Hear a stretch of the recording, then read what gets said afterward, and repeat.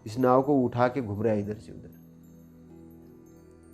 हम इस नाव को तैरने नहीं देंगे, बस नाव को पानी में भी हम चलते चलते जाएंगे, थोड़े थोड़े पानी में, तो आप पहुंचोगे।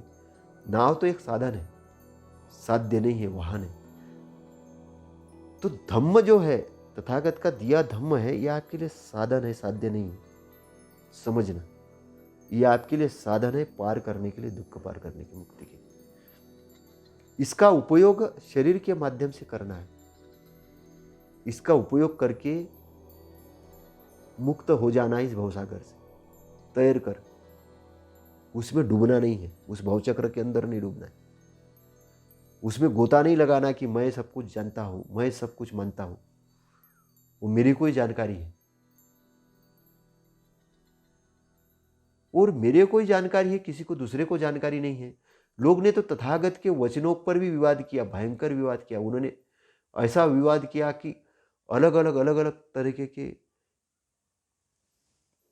यान, महायान, वज्रयान, तंत्रयान, कितने सारे यान खड़े हो गए, अलग अलग दृष्टिकोण खड़े हो गए। किसी को जिस चीज से फायदा हुआ उसने बोला यही धम्म है सब कुछ, थोड़ी बहुत चीजों को जान लिया, उसी को कहा कि यही पूरा का पूरा धम्म है। एक हाथी को अंधों ने जब देखा, और अंधों ने देखने के बाद में उनको उन्होंने छुआ हाथी को, तो उन्होंने अपनी परिभाषा लगाना शुरू की। जिसने पूंछ को पकड़ा उसने कहा हाथी तो सोटे जैसा है, जिसने पैर को पकड़ा उसने कहा हाथी तो लकड़ी जैसा है, बहुत बड़े खंबे जैसा है। जिसने हाथी के कान को पकड़ा उसने कहा हाथी तो सुपड़े जैसा है। जिसने सूंड को पकड़ा उसने कहा कि हाथी तो मोटी रस्सी के जैसा है। और जिसने हाथी के दूसरे अंगों को पकड़ा तो उन्होंने वैसी व्याख्या की जैसे जैसे उन्होंने पकड़ा। तो धम्म के मामले में भी यह परिपूर्ण लोगों ने धम्म को जाना ही नहीं कि धम्म का उद्देश्य क्या है। धम्म के जिस भाग को पकड़ा उन्होंने कहा यही भाग है। किसी ने विपश्यना को समझा, उसने कहा विपश्यना ही धम्म है, दूसरा है ही नहीं। किसने तर्क विवाद को पकड़ा, तर्क करने की क्षमता, बोले ये तर्क ही धम्म है। किसी ने धम्म के एक बिंदु को पकड़ा, उसी को कहा धम्म, लेकिन धम्म को परिपूर्ण देखा नहीं, धम्म के ऑब्जेक्ट को देखा नहीं, धम्म के ऑब्जेक्ट को समझा नहीं। इसलिए कुछ लोगों की टोली जो विपश्यना में लगी, जो विपश्यना में लगी रात दिन विपश्यना करती है। कुछ लोग जो प्रवचन देने में लगे, जो प्रवचन देने में लगे रात दिन प्रवचन देते, वो ध्यान नहीं करते। एक ध्यान नहीं करते, दूसरे बहुत ध्यान करते। कुछ लोग जो समाज सेवा में लगे, समाज सेवा में लगे, कैसी सेवा में लगे। कोई भिखारी आता है, बोलता है साहब 200 रुपये दे दो आज, तो वो पूछता भी नहीं काय के लिए चाहिए। बोले बहुत दिनों से मजा नहीं आई जीवन में, कुछ दे दो, तो दे देता। वो जाके 200 की दारू पी लेता। तो कुछ दान देने में लगे हैं, लेकिन गलत जगह दान देने में लगे। कोई बुद्ध के नाम पे पुण्य कमाने में लगे हैं, और बुद्ध के नाम पे पुण्य करने के लिए वो कुछ भी कर रहे हैं। और हम ऐसी ऐसी चीजों को देखते हैं तब बड़ा अलग लगता है। कोई बुद्ध को अवतार बनाने में लगे हैं, कोई ईश्वर बनाने में लगे हैं। बुद्ध अपने को कहते हैं मैं मुक्त पुरुष, मुक्त इंसान हूं, मैं जानकार हूं सत्य का, मैंने जाना है, मैंने दुख मुक्ति को जाना है, मैं दुख से मुक्त हो गया और उसके मार्ग को मैं जानता हूं। क्योंकि 6 साल तक तपस्या की, अनेक विद्वानों के पास गए, अनेक प्रकार की जानकारी ली, और जानकारी लेने के बाद उनको जब वो मार्ग मिला दुख मुक्ति का, उन्होंने जो मार्ग शोध किया, उस मार्ग शोध करने के बाद वो उस मार्ग से वहां तक पहुंचे, उस मार्ग का उन्होंने उपदेश किया, बस सिंपल का।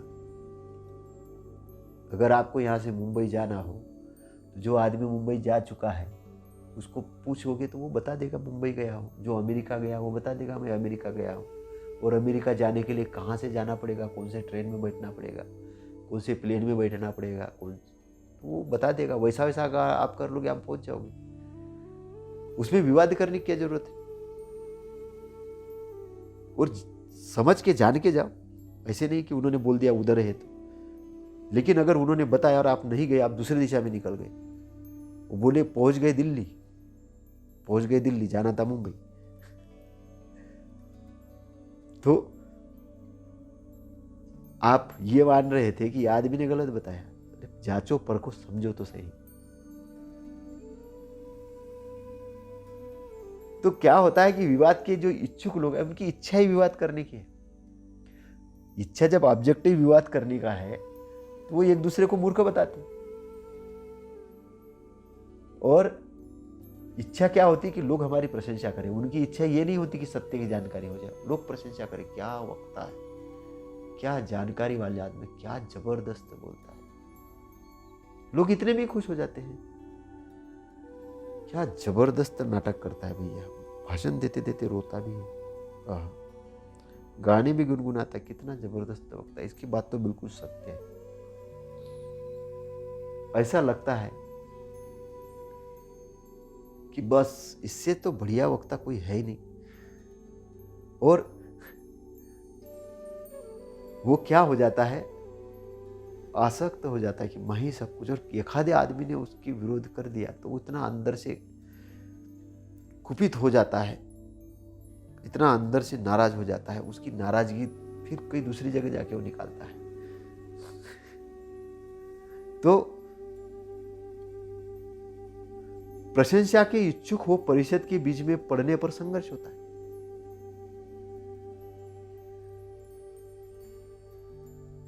रंध्र गवेशी दोष दिखाने पर उदास होता है और निंदा से कुपित होता है। क्या होता है कि जिसका दोष दिखाया जाता है तो वो कुपित होता है, नाराज हो जाता है,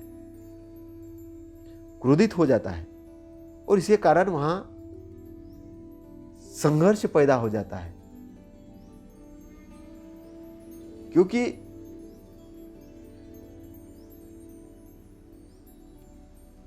जहां जो इच्छा थी कि मेरे को प्रशंसा मिले, इच्छा क्या थी, प्रशंसा मिले, अब वाद विवाद शुरू हो गया। अब प्रशंसा के बजाय निंदा मिल रही है। सोच के गया था कि भाई बहुत बड़े प्रशंसा मिलेगी, लोग मेरी प्रशंसा करेंगे, वाहवाही करेंगे। अब होने के बजाय क्या हो रहा है, वहां तो निंदा मिल गई। तो वो कुपित हो जाता है, अंदर से बड़ा उदास हो जाता है। प्रश्न पूछने वालों से पराजित हो, पराजय को दिखाने पर वह परास्त मनुष्य विलाप करता है, पछतावा करता है, और वह दुखित होता है कि उसने मुझे हराया है। वो दुखित भी होता है।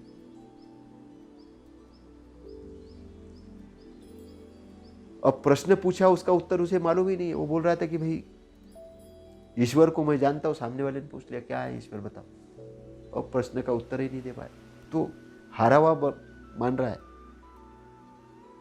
अब अपने को परास्त समझ रहा है, विलाप कर रहा है, पछतावा कर रहा है, और दुखित हो रहा है कि यार उसने मुझे हरा दिया।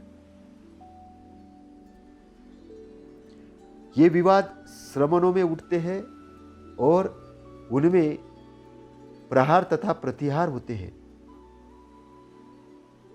इस बात को देखकर विवाद से विरत रहे। विवाद में प्रशंसा प्राप्ति के अतिरिक्त और कोई लाभ नहीं है। विवाद से दूर रहे। तथागत कहते विवाद करने से क्या, ये तो विवाद श्रवणों में उठते हैं, प्रहार होता है, एक दूसरे पे प्रति प्रहार होता है, वो उसको बताता है ये सही है, वो सही है। तो इसमें जो रिजल्ट निकलता है, रिजल्ट क्या निकलता है, इसमें केवल प्रशंसा मिलती, वाह वाह वाह, क्या बोला क्या बोला, क्या बहुत अच्छा बोला, इससे ज़्यादा कुछ मिलता है। तो जब प्रशंसा ही प्राप्त करने ही उद्देश्य है, यही उद्देश्य है, तो इसके चक्कर में मत पड़ो। ये प्रशंसा प्राप्त करना ठीक नहीं है विवादों में। विवादों में प्रशंसा प्राप्त करने के लिए अगर वाद विवाद कर रहे हो, सत्य तक जाने का आपका कोई उद्देश्य ही नहीं है, केवल प्रशंसा प्राप्त करना ही उद्देश्य है, सच्चाई की जानकारी आपको चाहिए ही नहीं, आप मनोरंजन करने के लिए, अपने आप को ठीक दिखाने के लिए ही कोई प्रवचन कर रहे हो कि मैं देखो क्या जानता हूँ। आजकल ऐसे बहुत प्रवचन होते हैं, प्रवचन भी नहीं बोला जाए, वो तो मनोरंजन होते हैं। और मनोरंजन होने वाले वो जो बताते रहते हैं कथा कहानियाँ, और इतनी इतनी कहानी बताते हैं, लोग बहुत खुश हो जाते हैं, हाँ हाँ क्या खुश। और एक किसी की निंदा रहती है उसमें, किसी व्यक्ति की, और ये कहानी बताने वाला आदमी बढ़ा चढ़ा के दे बत्ती खूब इतना बता देता है कि हजार ब्रह्मांड ऐसा वैसा, ये कपोल कहानी, कोई सत्य का कुछ नहीं, कोई अता नहीं पता नहीं, केवल प्रशंसा प्राप्त करना। और किसी को उसमें गिराना होता है, किसी को उठाना होता है, जिसकी निंदा होती है वो आदमी समझता है यार कि हमारे विरोध में बोला इसने। तो प्रशंसा प्राप्त करने के लिए अगर कुछ कर रहे हो तो ये करो मत, इससे क्या मतलब है, ऐसा तथागत कह रहे हैं। इससे कोई लाभ नहीं है। फिर आपको क्या लाभ है? केवल प्रशंसा मिली, लेकिन सत्य तो नहीं मिला ना। सत्य नहीं मिला, जानकारी नहीं मिली, सही तक आप पहुंचे नहीं, केवल प्रशंसा मिली। तो प्रशंसा करने के लिए अगर आप विवाद कर रहे हैं तो मत करो, उससे कोई लाभ नहीं।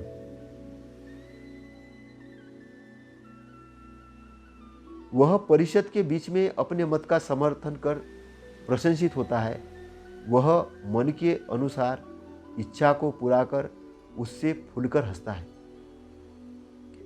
अब क्या होता है कि उसके मत का अगर समर्थन हो गया तो वो फूलकर हंसता है, वाह वाह वाह, बहुत बढ़िया हो गया, बहुत बढ़िया हो गया। कितने लोगों ने तालियां बजाई, आहा, संगीतमय वाचा चल रही थी, वाणी चल रही थी, बहुत बढ़िया, खुश हो गए लोग, खुश हो जाता मन में, है ना। और फूलकर हंसता है, हाँ बहुत अच्छा हुआ।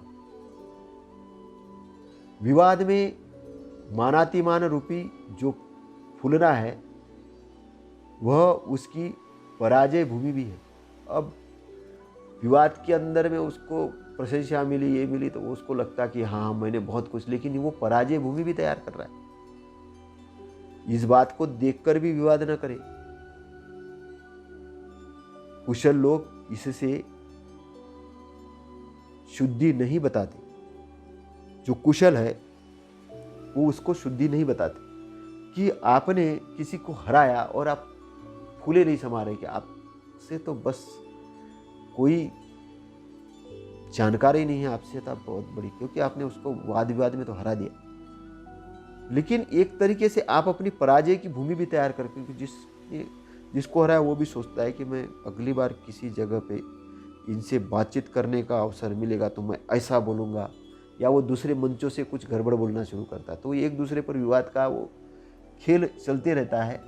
लेकिन कुशल लोग जो मुक्त हुए विद्वान लोग हैं, वो इसको शुद्धि नहीं बताती है। कोई शुद्ध होने का काम नहीं है। एक दूसरे पे आरोप प्रत्यारोप का है, आरोप प्रत्यारोप चल रहा है, लेकिन सच्चाई तक पहुँचे ही नहीं रहे।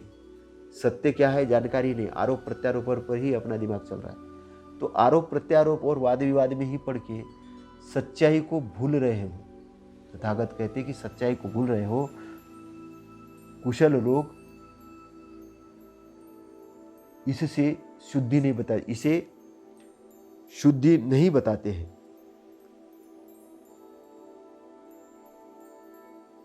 राजभोजन से पुष्ट पहलवान की तरह प्रतिवादी के लिए ललकारने वाले वादी को उस जैसे वादी के पास भेजना चाहिए। राजा के पास, पहले क्या, राजा के पास बहुत अच्छा भोजन मिलता था, तो अच्छा हट्टा कट्टा जो पहलवान रहता था, जो पहलवान हट्टा कट्टा रहता था, तो ये जो वादी है जो समझता है कि मैं बहुत जानकार, तो इसको उसके पास भेजना चाहिए। क्योंकि मुक्त पुरुषों के पास विवाद रूपी युद्ध के लिए कोई कारण ही शेष नहीं रहा। तुम मुक्त पुरुष के पास पहुंचते हो विवाद करने के लिए। ये जो वाद विवाद करने वाले लोग हैं इनको तो इन पहलवानों के पास पहुंचाना चाहिए, जो हंसते मुष्टे पहलवान है। जाओ भैया तुम इनसे दंगल लड़ो, कुश्ती लड़ो, तुम में कितनी ताकत है वो पहलवान दिखाएगा। उनको वहां पहुंचाना चाहिए। तुम मुक्त पुरुष के पास में आके विवाद क्यों करते हो? मतलब वो तथागत ये कह रहे कि मेरे पास आके क्यों विवाद करते हो, उस अरहंतों के पास आके क्यों विवाद करते हो, क्यों जबरदस्ती के प्रश्न पूछते रहते हो? हराने के लिए कि देखो आप तो कुछ नहीं जानते, मैं तो बहुत जानता हूँ। ऐसे बहुत लोग आते होंगे जो कहते होंगे कि बताओ हमको चमत्कार बताओ तथागत, आपने चमत्कार तो अभी बताया नहीं, आप ज्ञानी पुरुष हो तो आप मुझे जन्म से ब्राह्मण मानो, आप क्यों नहीं मानते हो? अब तथागत मुक्त पुरुष है, मुक्त इंसान है, अरहंत है, सम्यक संबुद्ध, वो सच्चाई को जान रहे हैं कि आदमी जबरदस्ती विवाद कर रहा है, मैं इसमें पढ़ना ही नहीं चाहता, मैं इसमें पढ़ना ही नहीं चाहता, मैं बताना ही नहीं चाहता कि मैं कौन हूँ, और ये जबरदस्ती मुझे बताने में लगा है कि मैं ये हूँ न मैं वो हूँ। अभी भी ऐसे बहुत सारे मतावलंबी लोग हैं जो कहते हैं कि ऐसा है वैसा है वैसा है, वो विवाद में पड़े रहते हैं और अपने आप को श्रेष्ठ दिखाते रहते हैं और चार लोगों के बीच में बताते रहते हैं। वो अपना भी टाइम बर्बाद करते हैं, लोगों का भी टाइम बर्बाद करते हैं। लेकिन तथागत कहते हैं हमको उनसे विवाद करने की जरूरत ही नहीं, हम अज्ञानियों के साथ विवाद करके करेंगे क्या लास्ट टाइम, और हमारे पास आके विवाद करके भी उसको मिलेगा क्या? कुछ नहीं मिलेगा, क्योंकि हम विवाद ही नहीं करना चाहते। हमारा तो उद्देश्य सीधा है, हम आज़ाद हुए हैं, अपने मालिक हैं, हम गुलामी से मुक्त हो गए हैं। अब तुमको आज़ाद होना है, तुमको दुख से मुक्ति चाहिए, अपने गुलामी से मुक्ति चाहिए, तो आ जाओ, मेरे धम्म को समझ लो। नहीं समझना है उधर जाओ जिधर जाना है, आना है तो स्वागत है, नहीं आना तो कोई बात नहीं। तो मुक्त पुरुष के पास विवाद रूपी युद्ध के लिए कोई कारण ही शेष नहीं, क्योंकि उनके पास तो कोई कारण ही शेष नहीं रहता है।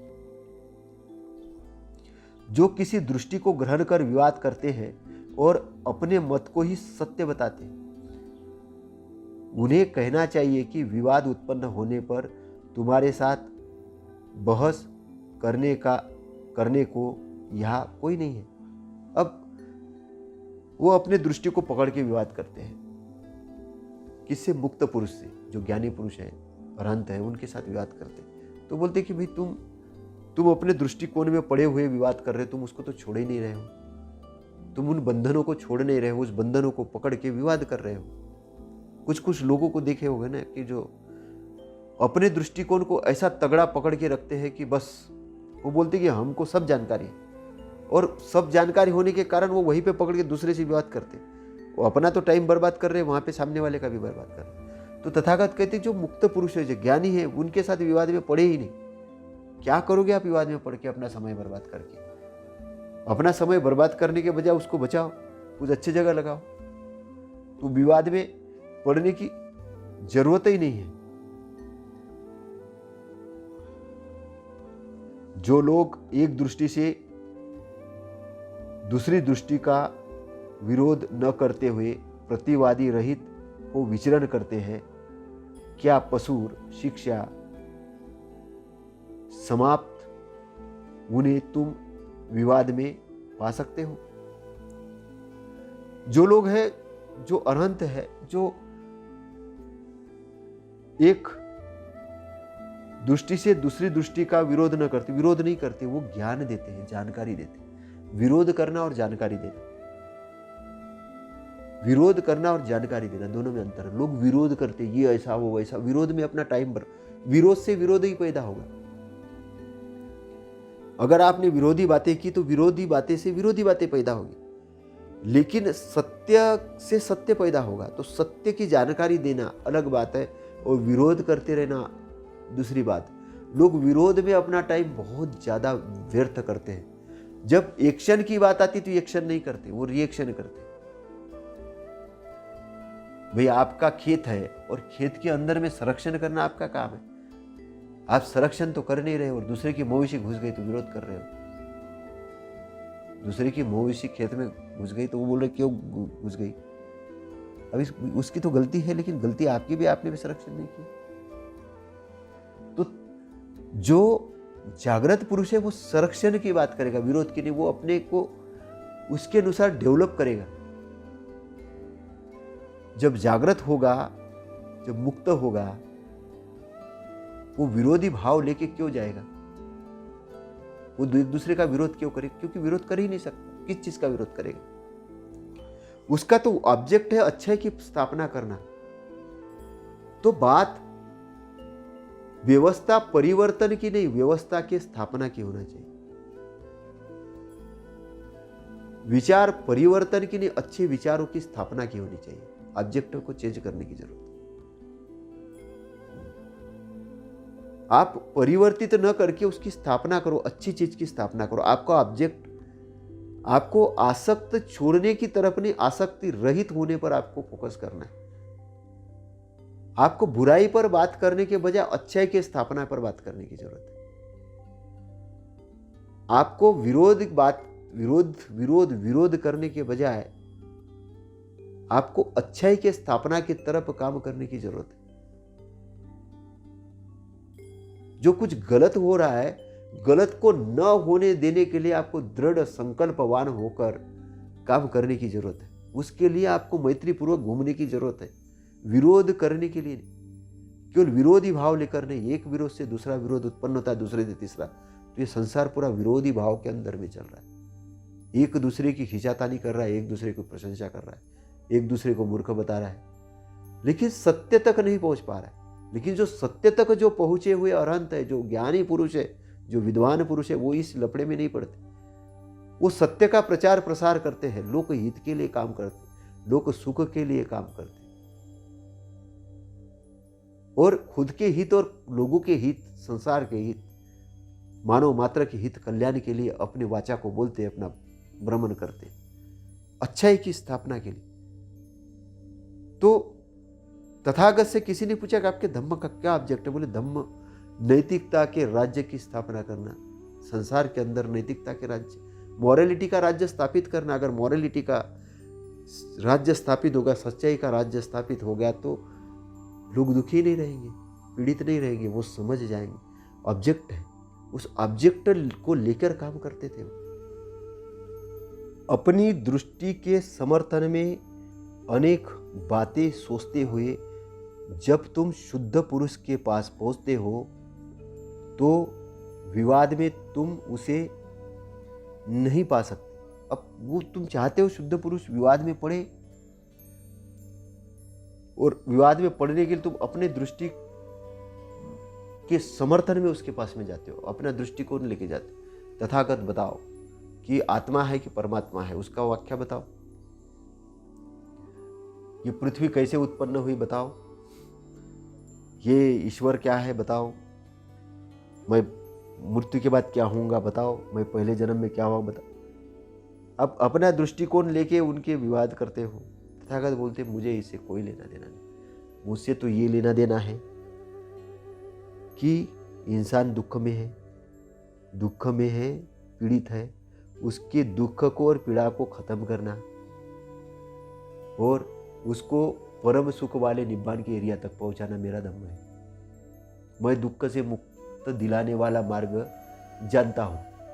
मेरे धम्म का ऑब्जेक्ट यही है, इंसान को दुख से मुक्त करना। तुम बीमार हो, बस बीमारी का इलाज करो, मैं उसका डॉक्टर हूं। तो अपने दृष्टिकोण को ये करने के लिए तुम मेरे पास में मत आओ।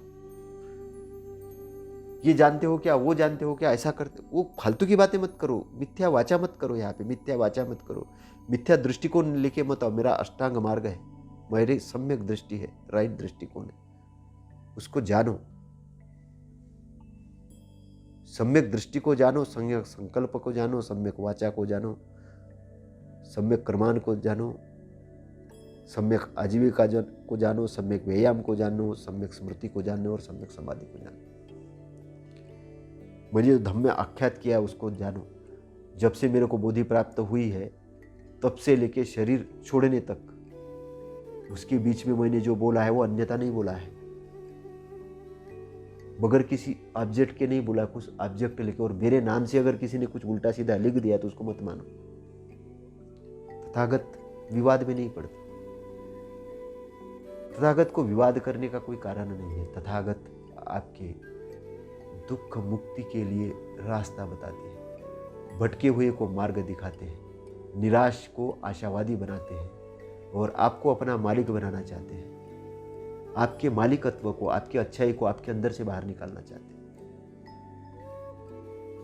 और आपको पूर्णतः प्रशिक्षित करके आप विद्वान बनाना चाहते हैं।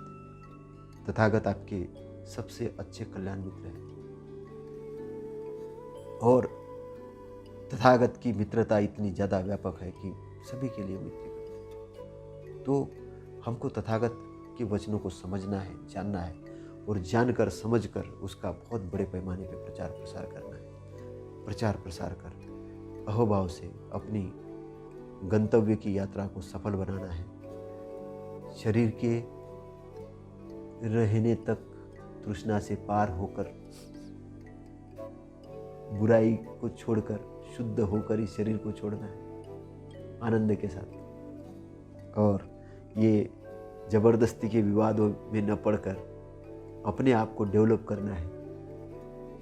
अपने आप को डेवलप करके, विकसित करके अपने परिवार को भी अच्छाई के मार्ग पर लाने के लिए कार्य करना, अपने को भी लाने के लिए कार्य करना है। परिवार के साथ समाज के लिए काम करना है और सभी चारों तरफ सुख शांति फैलाने के लिए काम करना है। लोगों की अच्छाई के लिए काम करना है और अच्छाई के लिए काम करते हुए अपनी भी सद्गति करना है, लोगों की भी सद्गति करना है। तो तथागत के दृष्टिकोण को इस प्रकार समझ के काम करना है। आपका मंगल हो, आप सुखी हो, आप शारीरिक रूप से स्वस्थ हो, आप धन धान्य से परिपूर्ण हो, आपके घर में शांति आए, आप विकास के राह पर चले, आपकी सद्गति हो। आपके लिए यही मंगल कामना, आपके लिए यही मंगल कामना। भवतु सब्ब मंगलम। नमो बुद्धाय, नमो धम्माय, नमो संघाय। साधु साधु साधु।